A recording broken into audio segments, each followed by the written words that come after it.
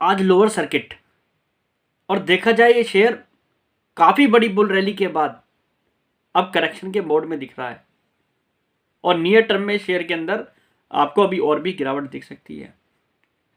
और देखा जाए स्मार्ट मनी, मुझे लगता है अब इसके अंदर आपको काफ़ी परेशान कर सकता है, आपको लॉस दे सकता है। तो जो रिटेल इन्वेस्टर इस कंपनी के अंदर इन्वेस्टेड हैं, मुझे लगता है अब उन्हें थोड़ा ट्रिक से इस कंपनी के अंदर काम करना चाहिए, अदरवाइज इस कंपनी में आपको नियर टर्म में लॉस फेस करने को मिल सकता है। क्योंकि देखा जाए तो ये कंपनी पिछले 4-5 महीने के अंदर ही लगभग 550% तक का रिटर्न दे चुकी है। 30 से 32 रुपये का इस कंपनी का आईपीओ प्राइस था, वहाँ से कंपनी लगभग 208-210 रुपये तक का भी हाई दिखा चुकी है और अब करेक्शन मोड में दिख रही है और अब कंपनी जो है अपने हायर लेवल से करेक्शन दिखा रही है। और इस कंपनी में करेक्शन क्यों आ सकती है वो भी आपको समझने वाली बात है, क्योंकि क्या कंपनी के अंदर फंडामेंटली फाइनेंशियली कुछ चेंज हुआ है, कुछ कंपनी के लिए ऐसा नेगेटिव है, ऐसी कोई न्यूज़ भी नहीं है, पर फिर भी शेयर के अंदर गिरावट है। यानी कि अब ये स्टॉक जो है कहीं ना कहीं ऑपरेटर्स के हाथ में भी जाता हुआ दिख रहा है। बड़े प्लेयर अब इसके अंदर एंट्री कर चुके हैं और वो आपको ऐसे कमाने नहीं देंगे।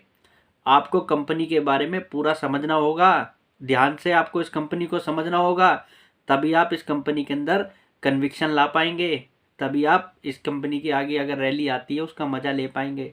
अदरवाइज आपको नुकसान होकर ऑपरेटर आपको इस कंपनी से बाहर करा देगा। तो चलिए जानते हैं आने वाले समय में इस कंपनी के अंदर कितनी गिरावट दिख सकती है, कितनी तेज़ी आ सकती है और किस स्ट्रेटजी के साथ हमें इरेडा जैसी कंपनी के अंदर काम करना है। तो चलिए वीडियो को शुरू करते हैं। हेलो फ्रेंड्स, मैं Vipin Jain, founder of learn UKT with Vipin Jain. Friends, अगर आप शेयर मार्केट में डीमैट अकाउंट खुलवाना चाहते हैं तो आप हमारे चैनल पर दिए गए लिंक के माध्यम से आप स्टॉक्स के साथ अकाउंट खुलवा सकते हैं। अगर आप हमारे लिंक के माध्यम से अब स्टॉक्स के साथ अकाउंट खुलवाएंगे तो आपको टेलीग्राम पर premium membership free of cost provide कराएंगे, जहां पर आपको मार्केट अपडेट्स दिए जाते हैं। इरेडा एक पावर सेक्टर की फाइनेंस करने वाली कंपनी, जो कि एक मिनी रतन कंपनी है और कंपनी देखा जाए एट % प्रॉफिट में भी है, अच्छा खासा प्रॉफिट कमा रही है। और कंपनी जिस सेक्टर को बिलोंग करती है उस सेक्टर के अंदर इस समय काफ़ी बड़ा कैपेक्स चल रहा है, काफ़ी बड़ा पॉजिटिव हेडविंड्स इन सेक्टर के अंदर दिखाई दे रहे हैं। और जिस तरीके का माहौल पावर सेक्टर के अंदर इस समय है उस हिसाब से इरेडा जैसी कंपनी को काफ़ी बड़ा बिजनेस आने वाले समय में मिल सकता है। और ये कंपनी लगातार एक ग्रोथ के फेज में है। सभी पैमानों पर अगर देखा जाए कंपनी काफ़ी अच्छा परफॉर्म कर रही है। कंपनी के अगर रिसेंटली नतीजों की भी बात करें, जो कंपनी के अभी Q3 के नतीजे आए हैं उसके बेसिस पर भी देखें तो कंपनी इस समय काफ़ी वेल पोजीशन दिख रही है। 9 मंथ के बेसिस पर भी देखें कंपनी के शानदार नतीजे हैं, पर फिर भी इस कंपनी के शेयर में आज लोअर सर्किट है। और लोअर सर्किट वो कहीं ना कहीं चिंता की बात भी है, क्योंकि आज कंपनी में बायर नहीं था, देखा जाए तो बस सेलर ही खड़ा था। और ये लोअर सर्किट आपको आने वाले समय में अभी थोड़े बहुत और देखने को भी मिल सकते हैं, यानी कि नियर टर्म में इस कंपनी के अंदर अभी और भी गिरावट मिल सकती है। तो उस गिरावट को आपको किस तरीके से यहाँ पर देखना है, सब बातें ही मैं आपके साथ कर रहा हूँ। दरअसल जैसा मैंने आपको बताया कि कंपनी के नतीजे बड़े शानदार थे, इसमें कोई दो राय वाली बात नहीं है। अगर हम इरेडा के 9th मंथ बेसिस पर इनकम फ्रॉम ऑपरेशंस की भी बात करें तो इस कंपनी ने लगभग 3,573 करोड़ रुपए का इनकम फ्रॉम ऑपरेशंस रिकॉर्ड किया है 9 मंथ के बेसिस पर, जो कि 2,446 करोड़ रुपए था पिछले फाइनेंशियल ईयर के अंदर 9 मंथ के बेसिस पर। 46% का जंप है यहाँ पर 9 मंथ के बेसिस पर कंपनी के रेवेन्यू फ्रॉम ऑपरेशंस, या आप कह सकते हैं इनकम फ्रॉम ऑपरेशंस में। प्रॉफिट आफ्टर टैक्स पैट की भी बात करें तो 915 करोड़ रुपए का पैट है कंपनी का 9 मंथ के बेसिस पर इस फाइनेंशियल ईयर के अंदर, जो कि 611 करोड़ रुपए था पिछले फाइनेंशियल ईयर के अंदर 9 मंथ के बेसिस पर। यानी कि 50% का मोटा मोटा यहाँ पर प्रॉफिट आफ्टर टैक्स में जंप है। Q3 के बेसिस पर भी देखें, यानी कि Q3 क्वार्टर के बेसिस पर भी देखें तो 336 करोड़ रुपए का इस कंपनी का प्रॉफिट है सिंगल क्वार्टर के अंदर, जो कि पिछले फाइनेंशियल ईयर के अंदर 201 करोड़ रुपए था। 67% का यहाँ पर प्रॉफिट में जंप है YoY बेसिस पर। कंपनी की लोन बुक जो ओवरऑल कंपनी के बिजनेस को दर्शाती है 50,588 करोड़ रुपए की इस समय है।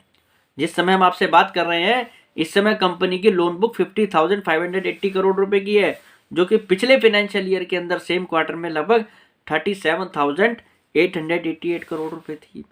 33% की कंपनी की लोन बुक में जंप है। अगर देखा जाए कंपनी की नेटवर्थ की भी बात करें तो 5,591 करोड़ रुपए की कंपनी की नेटवर्थ थी, जो अब 8,135 करोड़ रुपए की हो चुकी है Q3 क्वार्टर के अंदर, यानी कि 45% की कंपनी की नेटवर्थ में भी जंप दिखाई दे रहा है।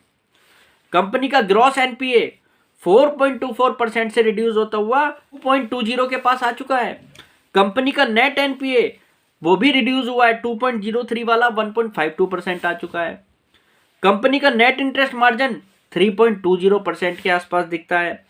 कंपनी का ईपीएस 2.57 था पिछले फाइनेंशियल ईयर के सेम क्वार्टर में, जो कि 3.91% पे आ चुका है। सभी पैमानों पर इस कंपनी के बिजनेस में ग्रोथ है। चाहे कंपनी की लोन बुक की बात करी हमने, प्रॉफिट की बात करी, एसेट क्वालिटी की बात करी, सभी पैमानों पर इस कंपनी ने अच्छा खासा यहाँ पर परफॉर्म किया है।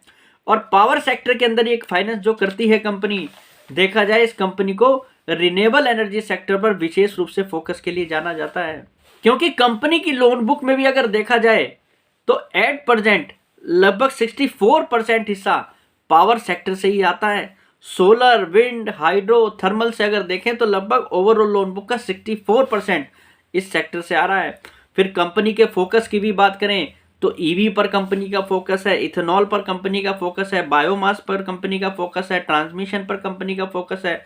यानी कि कंपनी जो है सभी वर्टिकल से इस समय रिन्यूएबल एनर्जी सेक्टर के अंदर और पावर सेक्टर के अंदर फोकस कर रही है, और आने वाले समय में भी इस कंपनी को काफ़ी अच्छी ग्रोथ मिलने वाली है अपने बिजनेस के आधार पर फिर भी इस कंपनी के शेयर में लोअर सर्किट है, ये बात भी सच है। तो ये बात कहीं ना कहीं यहाँ पर पेन भी देती है कंफर्ट के साथ साथ।